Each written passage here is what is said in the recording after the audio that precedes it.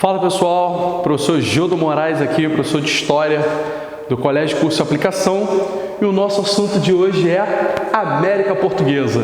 Lembrando para vocês que todos os slides que nós vamos utilizar na aula de hoje estará disponível para vocês aí na descrição do vídeo ou em qualquer outra plataforma. Beleza? Galera, a colonização da América Portuguesa, na verdade, é a colonização do Brasil, né? É o início da formação do Brasil. E ela é dividida em duas etapas. Vamos lá? A primeira parte é o que a gente chama de período pré-colonial, vai de 1500 a 1532. E por que período pré-colonial? Para a gente entender o que é período pré-colonial, a gente vai ter que entender o que é colonizar. Galera, colonizar é efetivamente ocupar o território. Para que você possa colonizar o território, você tem que ocupar ele. Se não há ocupação do território, então não há colonização desse território. Ah, professor, então o senhor está dizendo que em 32 anos Portugal não ocupou o território brasileiro? Exatamente. Negligenciou completamente o Brasil? Não, mas também não se propõe nenhuma política efetiva de ocupação do território. E a pergunta que você vai me fazer agora, eu tenho certeza lá no teu coração, é por quê? Alguns motivos para isso. Primeiro, galera, os lucros com o Oriente, lá com o comércio asiático, eram gigantescos, maravilhosos. Segundo, no Brasil daquela época não foi encontrada nenhuma estrutura comercial, nenhuma estrutura econômica que pudesse ser imediatamente explorada. Qualquer coisa que fosse ser explorada deveria ser criada do zero, além de, num primeiro momento, não encontrarem metais preciosos. Nesse sentido, a carta do Pero Vaz de Caminha, né, em que se plantando tudo dá, né, ela é bastante desanimadora, né? Ele deixa claro que não encontrou, pelo menos num primeiro momento, nenhuma evidência de metais preciosos no Brasil. Tá, professor, mas se não houve a colonização ou ocupação do território, então o que houve? Bom, o que aconteceu num primeiro momento foi o escambo de pau-brasil. Certo? O escambo de pau-brasil, que era a troca entre índios e portugueses, né? Entre pequenas ferramentas para os índios. Não era só espelho e miçanga não, tá, galera? Muitas vezes a gente usa o escambo como símbolo da ingenuidade indígena. Na verdade, de certa maneira, esse escambo de pau-brasil também foi positivo para os índios, que, por exemplo, passaram a utilizar machados de metal, né? Anzóis. Né? Então, pequenos utensílios para os índios, em troca, o tal do pau-brasil para os portugueses. O pau-brasil, que era uma tinta, era uma árvore, perdão, da qual se extrai uma tinta, né, utilizada na pigmentação de tecidos. Era valioso? Sim. Extremamente valioso? Não. Certo? Era o que dava para fazer naquele momento.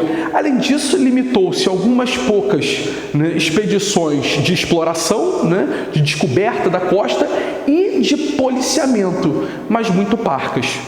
Tudo bem? Tranquilo? Isso baseou-se numa relação amistosa entre índios, né, e europeus, mas essa relação amistosa não vai durar muito tempo, certo? Professor, e depois disso, né? Depois disso, nós temos a efetiva ocupação do território brasileiro. Traduzindo, nós temos a colonização do Brasil, certo? E aí você vai me perguntar, professor, se havia motivos de sobra para não colonizar o Brasil, por que é que há motivos para colonizar? Ótima ideia, sentiu o poder da minha mente, adivinhei tua pergunta, né? Vamos lá, galera. Existem alguns motivos para essa colonização. O primeiro, a queda do lucro com o Oriente, né? Num primeiro momento, Portugal e Espanha vão se lançar às grandes navegações, à expansão marítima, mas com a formação dos próximos estados nacionais e com a evidência dos lucros desse comércio, outras nações vão se lançar às grandes navegações. E aí essa disputa, essa concorrência vai fazer com que o lucro do comércio com o Oriente caia. O Oriente faz perder dinheiro? Não. A gente vai ficar pobre por causa disso? Não. Mas já não se ganhava tanto dinheiro quanto se ganhara, pretérito mais perfeito, quanto se ganhara no início da expansão marítima. Certo? Segundo, galera, ameaça estrangeira, certo? principalmente francesa. Os franceses, Francisco I, por exemplo, o rei da França, ele vai ser um cara que vai contestar o Tratado de Tordesilhas. Ele vai perguntar por que o mundo tem que ser dividido entre Portugal e Espanha. Não à toa, nós vamos ver isso mais à frente, né? A França vai chegar a fundar colônias do Brasil, um conjunto de colônias conhecido como França Antártica, aqui no litoral do Rio de Janeiro, né? Então, essas nações vão perceber essa negligência da coroa portuguesa em relação ao seu território colonial e vão se achegando na tentativa de tomar a posse dessa colônia, né? E a descoberta, galera, de grandes jazidas de metais preciosos na América Hispânica. Galera, isso dá origem a um frenesi de metais preciosos, né? Quando se descobre que na América Hispânica existe toneladas de metais preciosos a serem explorados, os portugueses pensam, opa, né? Se tem lá, tem que ter aqui. Então a gente tem que entrar nesse território para descobrir onde é que estão esses metais preciosos. Certo? Vamos lá. Modalidade de ocupação desse território, as chamadas capitanias hereditárias. Pessoal, eu sei que é muito fácil, que o teu pensamento imediato é o seguinte: professor, é óbvio que as capitanias hereditárias não dariam certo, por que os portugueses então adotaram essa modalidade? Gente, lembra, a colonização requer muito material humano, requer muito tempo, requer muito dinheiro, não dá para brincar com esse projeto. Certo? Você só tem uma oportunidade de sucesso. Então os portugueses vão sempre tentar jogar para ganhar. Por que eles adotam a política de capitanias hereditárias, galera? Primeiro, experiência anterior. Eles já utilizaram essa modalidade anteriormente. Não é a primeira vez que eles se utilizam disso. Segundo, e essa jogada é genial, colonizar custa dinheiro? Custa. Portugal queria desviar o seu poder de investimento do Oriente para o Ocidente? Não. Como é que eu vou colonizar sem gastar um único centavo? Simples. Eu passo os custos da colonização, eu passo o peso do dinheiro, do patrocínio da colonização para a iniciativa privada. Essa é a essência da distribuição das capitanias hereditárias. Certo? A colônia continua sob o comando da coroa, a coroa continua sendo dona da colônia, mas os esforços de colonização ficam agora na mão dos capitães donatários. Beleza? Capitães donatários, professor? Quem é essa galera? Vamos lá, vamos falar das características da capitania, né? Os elementos que formam a capitania. De um lado, nós tínhamos as chamadas cartas de doação. E o que eram essas cartas de doação, galera? Nada mais eram do que documentos que estabeleciam a autoridade de um capitão donatário. Galera, um capitão donatário tinha muito poder na colônia total. Ele só era submetido ao rei e a mais ninguém. Beleza? Obviamente, pessoal, um cargo dessa magnitude só era entregue àqueles nobres muito próximos ao rei. O rei não vai entregar na mão de alguém que ele não conhece, na mão de alguém que ele não confia, uma responsabilidade tão gigantesca quanto essa. Certo? Em contrapartida, havia os chamados forais. Os forais estabeleciam os direitos e deveres de um capitão donatário. Quais eram os deveres de um donatário, professor? Ele deveria proteger a capitania? Sem dúvida nenhuma. Ele teria que proteger militarmente a capitania da ameaça estrangeira. Ele teria que desenvolver a capitania? Também.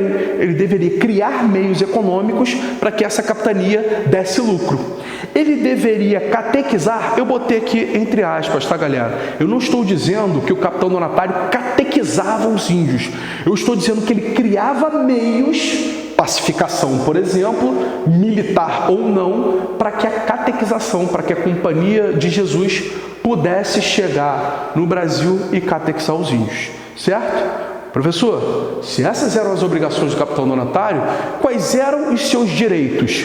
Primeiro, como eu falei para vocês, exercer poder total sobre a capitania, né? Ele era quase como um vice-rei, comandava ali a capitania apenas submetido à autoridade do rei de Portugal, certo? Ele era o juiz, ele poderia, por exemplo, condenar pessoas à morte, ele cobrava impostos sobre tudo aquilo que era produzido na colônia, certo?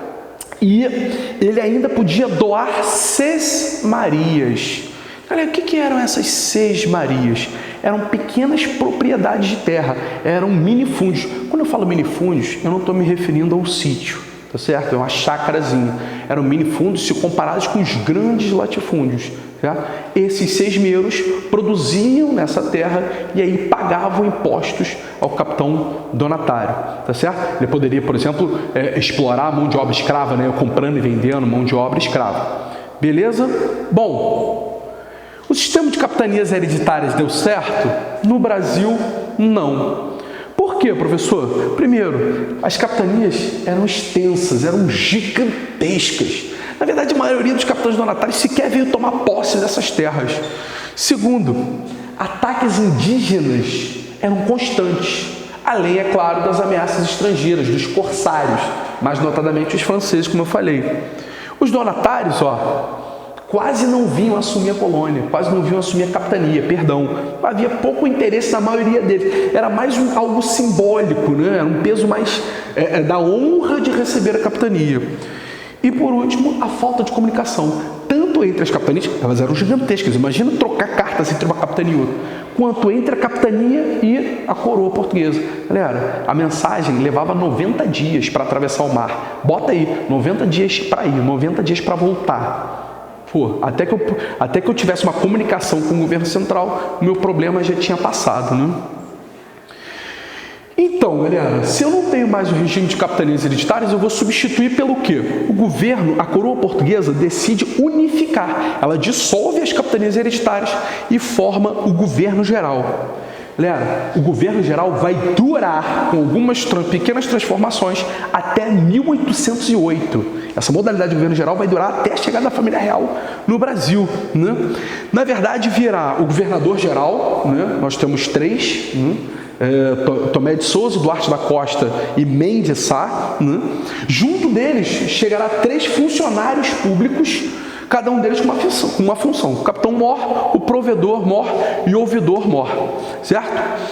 O objetivo dessa galera, basicamente falando, pessoal, fundação de núcleos urbanos, certo? Achar meios de fixar o colono na terra, achar meios de ocupar efetivamente o território.